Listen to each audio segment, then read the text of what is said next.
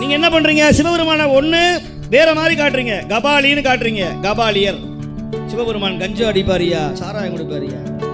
ஏன் அவனுக்கு கிடைச்சதை படைக்கிறான், வேற ஒண்ணும் இல்லை. குகன் எப்படி ராமனுக்கு மீனையும் தேனையும் கொடுத்தானோ அந்த மாதிரி எனக்கு ஏண்ட இருக்கிறது அதான். கண்ணப்ப என்ன பண்ணாரு? பன்றி மாமிசத்தை கொடுத்தாரு, சாமி ஏத்துக்கிட்டார்.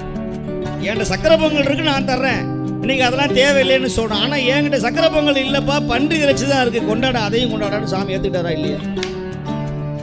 இன்னும் ஒரு படி மேல போய் சாக்கியன்கிட்ட அவட சக்கரை பொங்கல் கிடையாது, புளியோதரை கிடையாது, பன்றி இறைச்சியும் கிடையாது, ஒரே ஒரு கருங்கல் தான் இருந்தது, அதை கொண்டு வாடான்னு ஏத்துக்கிட்டாரு. நீங்க காசிக்கெல்லாம் போனீங்கன்னா ஊமத்தங்காய சுவாமி மேல வைப்பாங்க, முள்ளு முள்ளா இருக்கிற ஊமத்தங்காய சுவாமி மேல வைப்பாங்க காசியில. சுவாமி சிவபெருமான் மாதிரி ஒரு எளிமையான தெய்வம், மனதுக்கு இதமான தெய்வம், சோதனைகளை சாதனைகளாக மாற்றுகிற தெய்வம்.